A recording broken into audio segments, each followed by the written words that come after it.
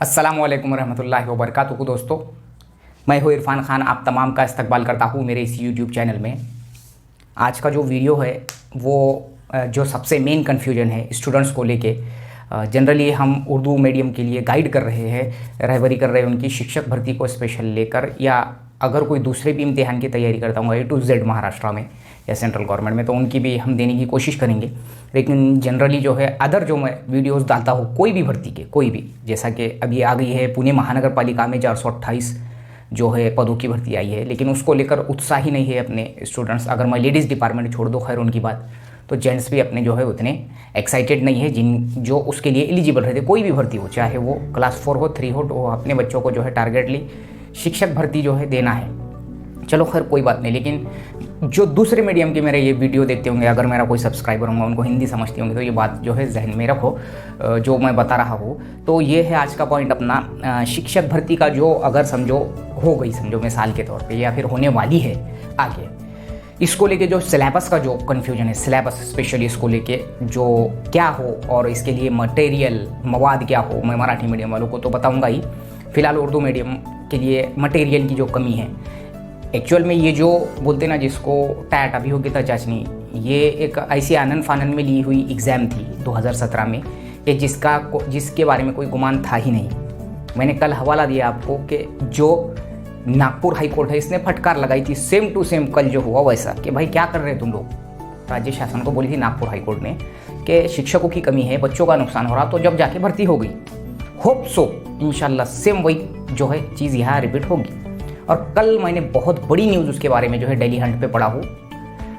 भरती होणार पण MPSCच घेणार शिक्षक, MPSC घेणार पण शिक्षक भरती होणार, ऐसा टाइटल था और उसका बहुत बड़ा लेख था, जिसमें कमिश्नर ऑफ एजुकेशन जो है महाराष्ट्र के इन्होंने ऐसा कहा है कि पॉजिटिव प्रतिसाद दिया है MPSC ने। लेकिन इतनी बात जहन में रखो, MPSC के पास जो है मैन पावर, जिसको हम बोलते हैं कि सर्वेंट्स की बहुत कमी है, ये बात जहन में रखो। उन पर इतना टेंशन रहता, पूरे 365 दिन व्यस्त डिपार्टमेंट बोलते हैं उसको MPSC को। क्यों? क्योंकि एक तो पेपर सेटिंग, उसके बाद में आंसर कीज निकालना, फाइनल आंसर कीज निकालना, उसके बाद में एक्सपर्ट्स को बुलाना, कुछ कंट्रोवर्सी हो गई उसको हैंडल करना, वकील को गवर्नमेंट के वकील को अपनी तरफ से सिलेक्ट करना, कोर्ट केसेस को हैंडल करना, और उसके बाद में पूरे महाराष्ट्र में पेपर जो है 10 लाख, 15 लाख, 5 लाख, 7 लाख बच्चों के लेना। पहले तो जनरली 2014 तक मैंने देखा हर 2 महीने में 3 महीने में MPSC की वैकेंसीज आती थी। अभी फिलहाल समझो 6 महीने 1 साल में आ रही है, लेकिन आती ही है। अभी देखो और एडवर्टाइजमेंट आ गई उसकी, ये मुद्दा एक तरफ। तो उन्होंने पॉजिटिव प्रतिसाद दिया है, लेकिन उनके भी कुछ इंटरनल रीजंस है। खैर अगर वो ले लेती है तो देखो 2017 में सिलेबस, तुम जो अभी कन्फ्यूजन में सेम, हमको तो पता ही नहीं था कि अभियोग्यता भी होने वाली है बोल के। जो जून की इंटरव्यू दिए थे उसमें उन्होंने बोल दिए थे हम लेंगे, आगे चल के अक्टूबर नवंबर में लिए उन्होंने।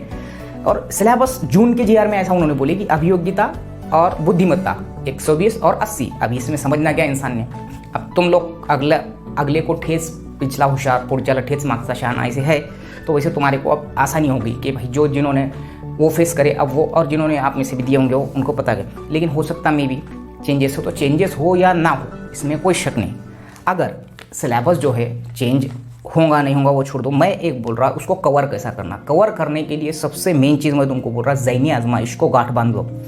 ज़हनी आजमाइश, रियाजी, ये 2 सब्जेक्ट, इसको बेसिक से लेके एंड तक, भर्ती कभी भी हो, कल हो या अगले साल हो, उसको कोई उसके बारे में सोचना। अगर तुम तैयारी कर रहे होंगे तो मैंने पहले ही बोला, काम धंधे कारोबार अपनी डेली रूटीन की कमाना धमाना छोड़ के कर रहे होंगे तो मत करो, ये एहसान करो मत अपने घर वालों पे। मैं सीधी बात बोल रहा, अगर तुम्हारे पे डिपेंड होगी तुम्हारी फैमिली, तो सब करके 2 घंटे 3 घंटे तो, और जो एकदम फ्री फ्रैंक है 25 26 27 साल की उम्र है, अच्छी इकोनॉमिकल कंडीशन है, तो वो जाकर क्लासेस आगे चल के कर सकता है और अभी फुल टाइम दे सकता है। अभ्यासी का स्टडी सर्कल बोल के एक आता है, अपने बच्चों को जनरली इससे आगाही रहती ज नहीं। अभ्यासी का हर शहर में रहते, हमारे इलाके में जो है यवतमाल ज़िले में बहुत माहौल है इसका, क्योंकि वहाँ ट्यूशन्स की क्लासेस की ये सहूलियत नहीं है। यवतमाल ज़िले के बड़े बड़े शहरों में, प्रॉपर यवतमाल में भी नहीं है और हमारे जो है मेरे शहर में भी नहीं है, लेकिन वहाँ का एक रिकॉर्ड है, यवतमाल जिले का एक रिकॉर्ड है कि जिसके अभ्यासिका में पढ़ के, यानी स्टडी सर्कल में पढ़ के 500 रुपये महीना समथिंग कुछ रहता है उसका, पढ़ के वहाँ क्लास 1 पे सेलेक्ट हुए है।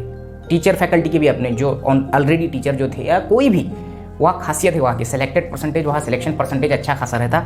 कोई क्लासेस नहीं, बहुत नामचीन 1-2 क्लासेस है, वो भी ऐसे ही मैंने देखा। तो वो इलाके में तो वैसा अपन करना, अपन शहर में रहते होंगे तो अभ्यासिका ज्वाइन करो।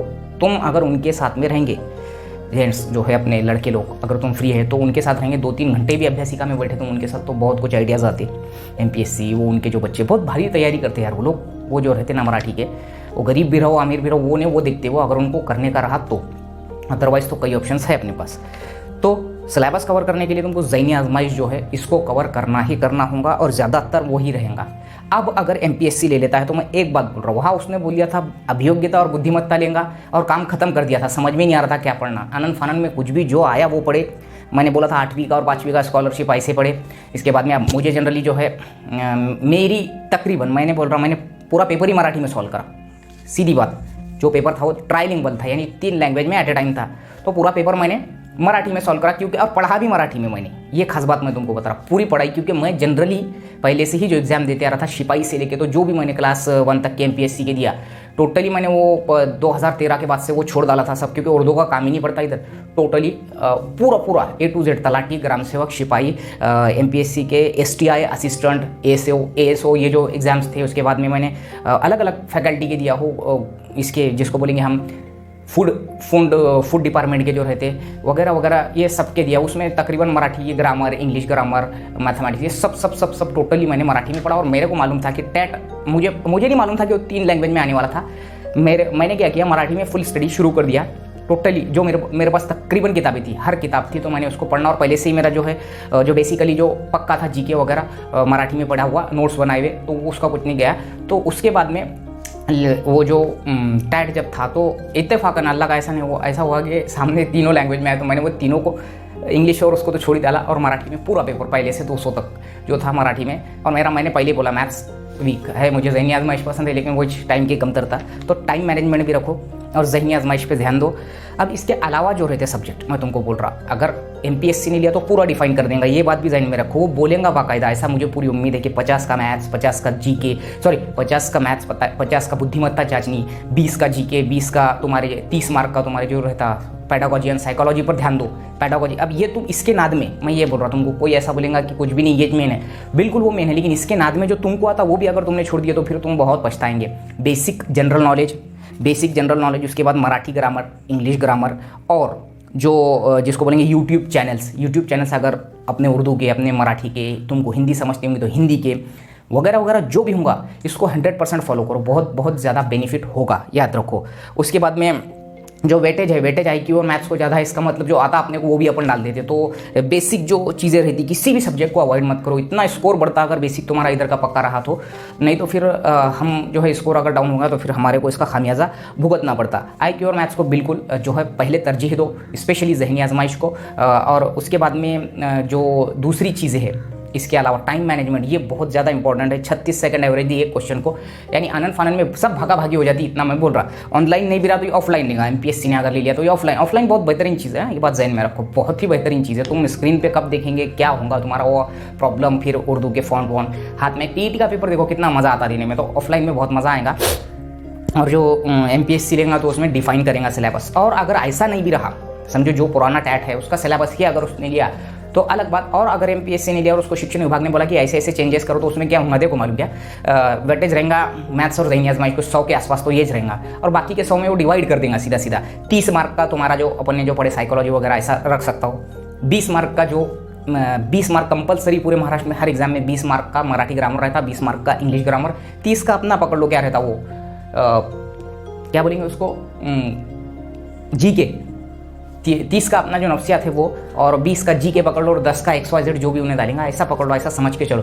50-60 मार्क का तो ज़हनी आजमाइश रहेगा ही, और 30-35 मार्क का मैथ्स रहेगा ही। जो आर्ट्स फैकल्टी के स्टूडेंट्स जो मेरा देख रहे, जो फ्रेशर जो देख रहे, जो BA BEd MSc BEd BSc BEd मेरा जो ये वीडियो देख रहे, तो आप लोग भी ये बात को मेरी जहन में रखो। अगर आप CTET TET पास है तो आपके जो है अच्छे दिन, अगर आपको उम्मीद है अगर भैया गवर्नमेंट जॉब की, तो आपको नीचे जो है 6-7-8 पे ट्राई करना होगा, 9-10 पे करो। लेकिन ऐसा समझो कि अपने को अगर स्कोर बहुत बढ़िया हो गया तुम्हारा तो तुम तो 9-10 पे 100% जाएंगे।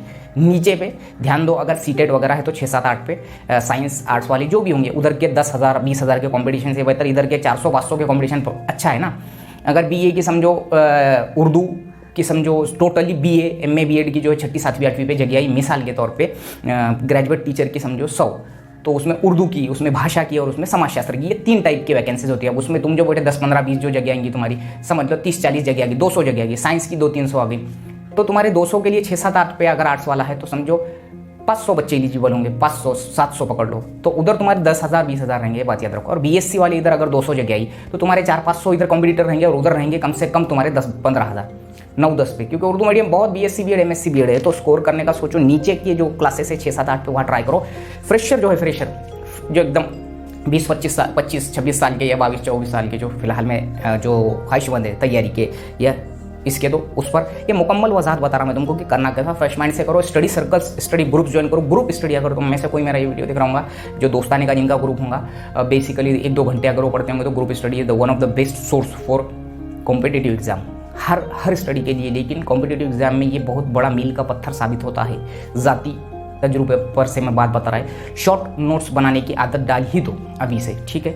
अगर एमपीएससी लेता है तो डिफाइन सिलेबस रहेगा, और नहीं भी लिया तो ज़हनी आज़माइश और आईक्यू पर ध्यान दो। अदरवाइज आज के वीडियो में मैंने वही वजाहत किया कि आपको करना क्या है, हम आगे चल के कब कैसी क्या जो भी इम्कानात बनेंगे उसके हिसाब से आपको तैयारी करना है। वीडियो अच्छा लगे तो कमेंट बॉक्स में बताओ, लाइक करो और सब्सक्राइब भी करो, आगे उर्दू मीडियम तक शेयर करो। और जो मेरा मराठी मीडियम के जो वीडियो ये दिख रहे होंगे आपको तो पता ही है। मैं आखिरी में ये बोलना चाहूँगा कि जो चैनल्स हैं अपने उर्दू के चैनल्स यूट्यूब पर जो है ज्वाइन करो। मराठी में OLS एजुकेशन है, एमपीएससी स्पर्धा परीक्षा बाय पवन देशपांडे, बहुत ही गजब का इंसान है ये, बहुत सही इंसान है, ये टीचर है ये और तलाठी है और बहुत सही सिखाता है। एमपीएससी स्पर्धा परीक्षा बाय पवन देशपांडे, OLS एजुकेशन। उसके बाद में आ जाओ गणित गुरु बोल के एक आता, गणित गुरु बहुत ही बढ़िया समझाता। अब तुमको मराठी में समझता है नहीं समझता इस पर डिपेंड करता, जनरली मैं फॉलो करता इसलिए मैं तुमको बोल रहा। बाकी उर्दू के तो अपने जितने भी है वो सब जो है ट्रिक्स वाले ज्वाइन कर लो। उसके अलावा मैं तुमको बोलता कि जनरल नॉलेज वगैरह ये तो पढ़ो तुम, मैं IQ और ज़हनी आज़माइश। उसके बाद में कोई सतीश वसे सर का जो है इनके वीडियोस देखो। और बाकी इसके अलावा 5-7 ट्रस्टेड जो चैनल है जो जिनके लाखों में मिलियंस में जो है सब्सक्राइबर है, वो बहुत ही गजब का जो है सिखाते हैं और इनको फॉलो करो। अदरवाइज़ मैंने आपको पब्लिकेशंस वगैरह तो बता दिया जो आपको फिक्स लगे, लेकिन तैयारी यहीं से शुरू करनी होगी। कंफ्यूज होना नहीं है, सिलेबस क्या है बोल के पूरे अपन उसमें ही जो है डाइवर्ट हो जा रहे हैं। साइकोलॉजिकली जो है हम क्या बोलेंगे उसको, तकलीफ में पड़ जा रहे हैं। तो वो तकलीफ लेके फ़ायदा नहीं है। सब काम धंधे करके पढ़ाई करो, जो भी तुम्हारे पे जिम्मेदारी है वो पूरी करो। अदरवाइज वीडियो अच्छा लगे लाइक करो, सब्सक्राइब करो, कमेंट करो।